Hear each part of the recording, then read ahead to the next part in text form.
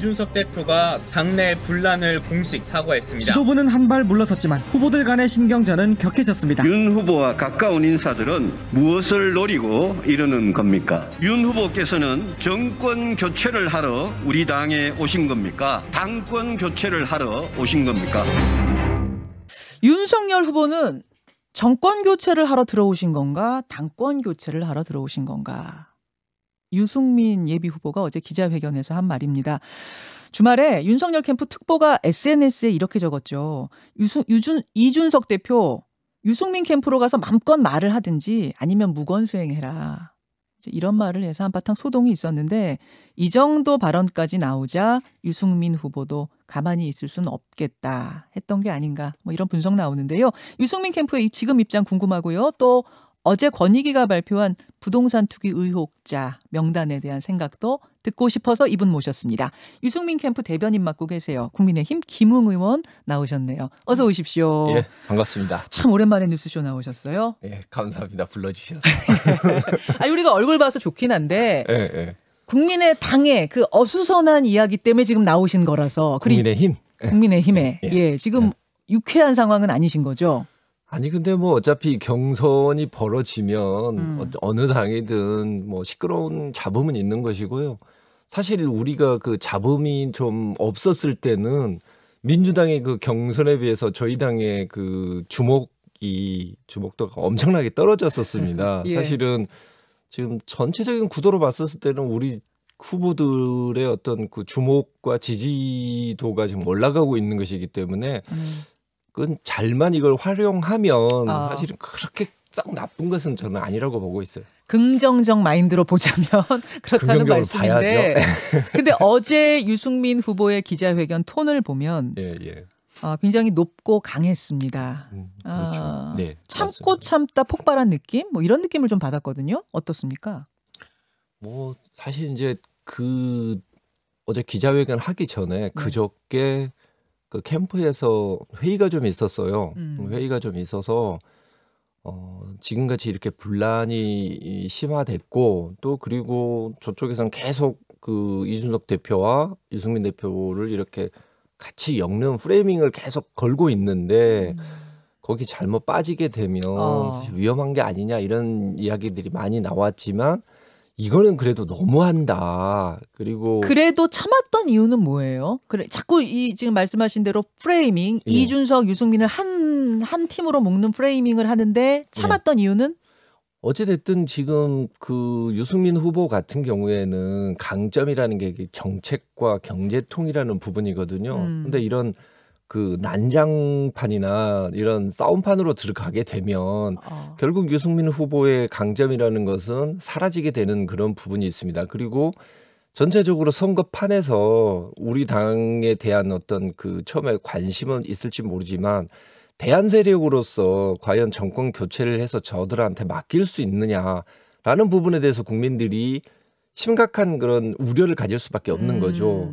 그런 상황이고 또 이준석 대표에 대해서 저희가 굳이 이제 뭐 옹호를 해주거나 그 뒤에서 이렇게 뭐 지원을 해줄 만한 이유도 없는 것이고 그렇기 때문에 괜히 오해를 살 필요는 없다라고 생각하는 그래서 거죠. 참고 참았는데 SNS에 민영삼 특보, 그러니까 윤석열 캠프에 지금은 이제 해촉이 됐습니다만 민영삼 특보가 올린 그 글을 보고는 캠프가 발칵 뒤집힌 거예요. 그렇죠. 어떤 식이었습니까? 그날 그거 보고 난 뒤에 분위기가. 그러니까 너무 이제 극악스럽다라는 느낌을 가졌죠. 극악스럽다. 네, 너무 심하다 이건. 그냥 예를 들면은 이쪽에서 그분이 예를 들면 이준석 대표가 당 대표로서 좀 역할이 미흡한 거 아니냐라고 이야기를 하면 뭐 좀 그만뒀으면 좋겠다라고 이야기를 하는데 이 글 첫 번째 시작하자마자 당 대표를 그만두고 유승민 캠프로 가라.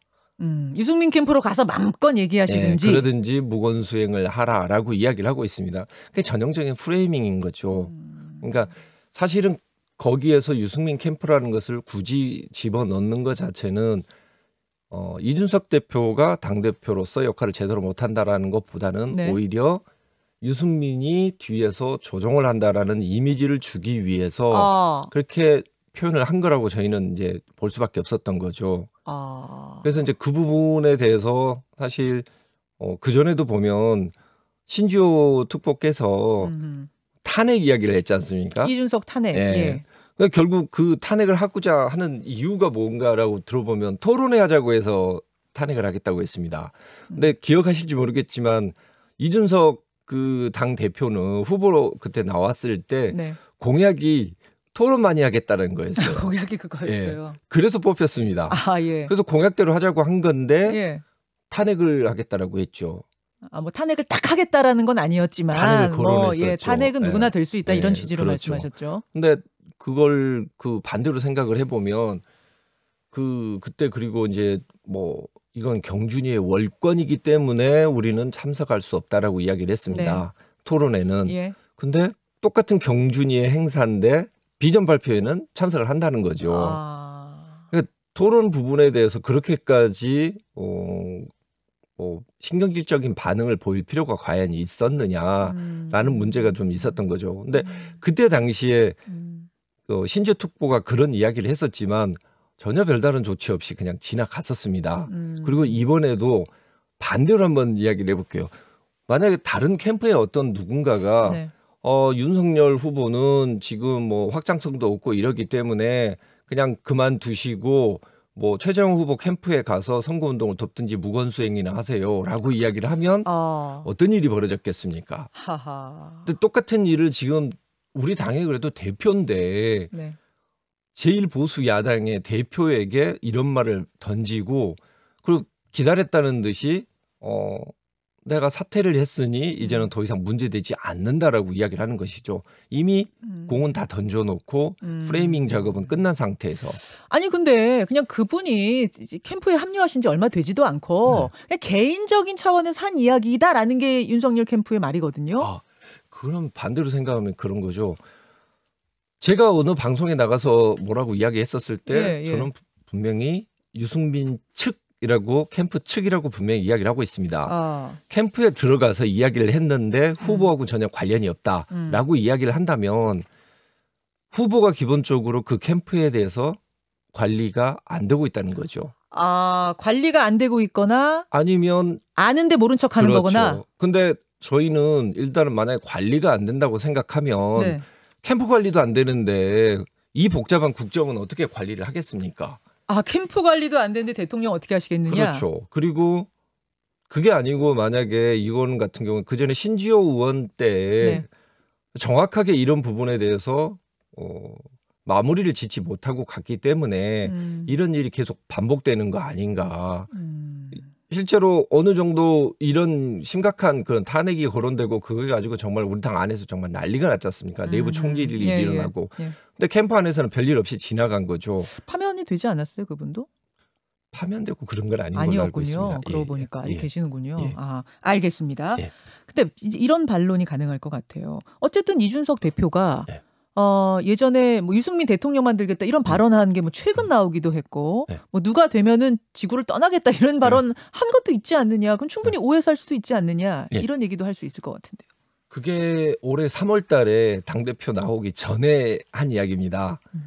그 옛날 걸 지금 사실 당대표가 되기도 전에 그리고 당대표 출마를 결심하기도 전에 했던 이야기를 가지고 와서 근거로 삼을 정도로 사실 어떻게 보면 그 논리가 빈약하다는 거죠. 다른 근거가 없기 때문에 그걸 끌어오는 것이다. 그러니까, 자, 그러면 의도가 있다고 지금 보시는 거예요? 신지호, 뭐 민영삼 특보 이런 분들의 발언에 캠프 차원의 어떤 의도가 있다고 보고 사과하라고 요구하신 겁니까? 당연하죠. 그래서 윤석열 같은 후보가 일이 사과하라고. 계속 반복되고 있는데 그 의도가 뭐라고 보십니까? 일단은 제가 봤을 때는 당 대표를 지금 명백하게 흔들고 있는 겁니다. 당 대표라는 건 지금 상황에서 경선의 공정한 관리를 해야 되는데 그 부분을 흔들고 있는 것이기 때문에 사실은 경선 관리가 제대로 될 수 있겠느냐. 흔드는 이유가 뭐라고 보시는 거예요? 캠프에서는? 저는 일단 당 대표가 지금 당을 운영을 하고 있지 않습니까? 그 주도권을 쥐고 있는 것이고 그리고 그 부분에 대한 생각이겠죠. 주도권을 윤 캠프에서 쥐고 싶어서? 그렇다고 저는 파악하고 있습니다. 그러면 말하자면 이준석 지도부를 내리고 비대위를 네. 윤 캠프에서 출범시키고자 한다. 그런 걸 검토했다는 주간지의 기사. 예. 윤 캠프에서는 어제 김병민 대변인 출연하셔서 황당무계한 오보라고 하셨거든요. 네. 그렇게 생각 안 하세요? 자, 우리가 지금 보면 이 언론중재법 나오면서도 가짜 뉴스를 문제를 해결하기 위해서 예. 이 언론중재법을 뭐 들고 나오겠다라고 늘 이야기를 하고 있습니다. 예. 항상 힘 있는 사람들 같은 경우에는 거기에 대해서 자신들에 대해서 뭐 예전에 보면은 십상시 문건 나오고 뭐 이랬었을 때 네. 그리고 환경부 블랙리스트 사건 나왔었을 때 그때도 늘 가짜 뉴스라고 했었습니다. 아. 그리고 황당무계하다고 했고 아. 찌라시에 불과하다라고 이야기를 했죠. 근데 나중에 결국 그게 다 사실로 밝혀졌었습니다. 예. 그리고 여의도에는 이런 소문이 있지 않습니까? 여의도에는 비밀이 없다. 아, 그런 소문이 있어요? 네. 아, 여의도에는 비밀이 없다? 그렇죠. 실제로 캠프 관계자들로부터 비대위 이야기를 들었다고 하는 기자들이 수도 없이 많은데 그 기자들은 그럼 과연 귀신에 홀린 거겠습니까? 캠프 관계자들로부터 비대위 검토 이야기를 들었다? 예, 그런 기자들이 김웅 의원님도 그런 어떤 첩보를 입수하신 게 있습니까? 들으신 게 있어요? 뭐 기자분들로부터 그런 이야기를 좀 들었습니다. 공공연하게 이야기를 하고 다니더라. 그게 캠프가 크니까 윤석열 캠프가 크니까 그냥 뭐 개개인의 의견일 수도 있는 거 아니에요? 일단은 뭐 캠프가 그렇게 크기 때문에 개개인이 예를 들어서 이 비대위를 이야기할 수도 있다라고 이야기를 하면은 그 캠프는 문제가 있는 거겠죠. 예를 들면 이 비대위라는 것은 다르게 이야기를 해보면 뭐 지금 대통령이 있으면 그 대통령을 바꾸고 뭐 비상 무슨 시국 회의 같은 걸 만들겠다라고 예. 이야기하는 거하고 거의 비슷한 거 아니겠습니까? 뭐 심하게 이야기하면 쿠데타와 같은 것인 거죠. 근데 그런 이야기를 만약에 개개인이 하고 다닌다. 그럼 더 문제가 아닐까요? 알겠습니다.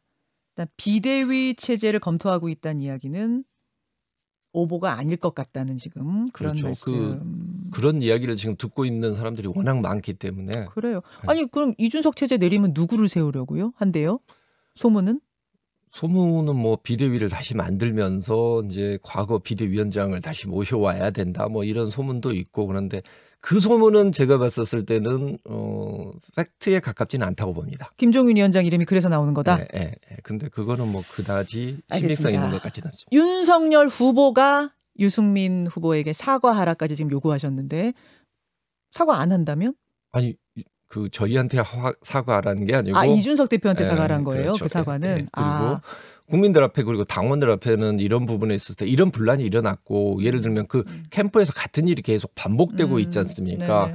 근데 나하고는 상관없는 일이다라고 이야기를 하고 넘어갈 수 있는 것은 아닌 것이죠. 분명히 그 캠프의 직책을 가지고 있는 사람이 한 이야기인데 그 부분에 대해서 이번에도 또 어물쩍 넘어가게 되면 또 같은 일이 반복될 것이고 알겠습니다. 국민들이 봤었을 때는 저 당은 도대체 무슨 콩가루 집안이냐라고 볼 수밖에 없는 거 아니겠습니까? 오히려 이준석 대표가 대표되던 바람에 유승민 후보는 손해본다고 생각하세요? 손해를 봤죠. 이미 봤어요. 네, 아니 뭐 사실 친분 관계에 있다고 막 자꾸 이야기를 하는데 예. 아니 같이 다니면서 맥주 먹고 예. 뭐 손 같이 자꾸 다니고 했던 사람이 누굽니까? 그리고 윤석열 후보가 오히려 손잡고 다니지 않았냐? 그렇죠. 그리고 지금 이준석 대표가 되고 난 다음에 당 인선을 보시면 예. 그 중에서 아마 뭐 우리 김현정 앵커는 잘 아시겠지만 친 유승민계나 혹시 유승민 캠프에 있는 사람이 없어요. 누가 있습니까? 단 한 명도 없어요. 오히려 손해봤다. 그렇죠. 알겠습니다. 이런 상황. 그러면 한 가지만 하고 주제 넘길게요. 어제 이준석 대표는 국민들에게 이 혼란에 대해 사과를 했습니다. 공식적으로. 네. 윤석열 후보도 그 정도 하면 되겠습니까? 하는 걸 요구하십니까? 그 정도는 하셔야죠. 알겠습니다. 김웅 의원님, 어제 부동산 전수조사 결과가 국민권익위원회에 의해서 발표됐습니다. 네. 12명이 그 의혹의 당사자로 지목이 됐는데 네. 들으셨어요? 누군지? 아니 저는 못 들었습니다. 못 들으셨어요? 저도 이제 그 이른바 찌라시 찌라시 나오는 뭐 했는데 그거는 사실인지 아닌지 아직 확인이 안 되고 있기 때문에 어느 정도 조치가 나와야 된다고 생각하세요? 당 차원에서? 민주당이 한 것 정도는 해야죠. 출당 요구 정도. 근데 탈당 요구. 그렇죠. 근데 그 민주당은 지금 10분의 의원 그대로 계시는데 비례의원만 나가고. 거기는 그 출당을 시킨 거죠. 왜냐하면은 탈당을 하면은 의원직이 상실되기 때문에 비례 두 분만. 그런 식으로 된 거죠. 근데 민주당이야 뭐 제가 예전에 네. 그때 그 발표가 나왔을 때 제가 페이스북에 글을 올렸습니다. 이거는 시간 끌기고 약속 대련이다. 그러면 국민의힘은 반드시 탈당 시켜야 돼. 본인이 제명 갈 수 있습니까? 제명까지는 조금 심하다고 봐요. 왜냐하면은 본인들이 그 부분에 대해서는 지금 뭐 사실관계가 밝혀진 게 아니고 의혹 제기인데 네. 의혹이 밝혀지고 나중에 그게 정말 그런 정도의 중한 투기가 아니다라고 생각하면 다시 들어오시는 거죠. 그렇기 때문에 제명까지는 제명을 한 번 하면 들어올 수가 없게 되죠. 몇 년 동안. 뭐 들어올 수는 있지만 그래도 제명이라는 것은 어느 정도 기본적인 사실관계가 파악돼야 된다고 생각합니다. 근데 제명 정도 가야 이준석 대표가 말했던 더 강하게 하겠다에 해당하는 거 아니에요? 민주당보다 무조건 강한 거죠. 왜냐하면 민주당은 사실상 10명 중에 한 명도 지금 탈당이 안 됐습니다. 그러니까 뭐 그거는 사실 아무것도 안 한 거죠. 아무것도 안 한 것이기 때문에 그보다는 무조건 강한 거라고 생각합니다. 재산 몰수가 가능합니까? 당 차원에서? 그거는 아까 이 부당이익 환수. 그건 본인이 그런 부분에 대해서 뭐 매각을 하고 뭐 사유 환원한다 뭐 이러면 모를까 그 몰수를 하는 것은 제가 보기엔 법적으로 불가능합니다. 여기까지 듣겠습니다. 수고하셨습니다. 예, 감사합니다. 김웅 의원이었습니다.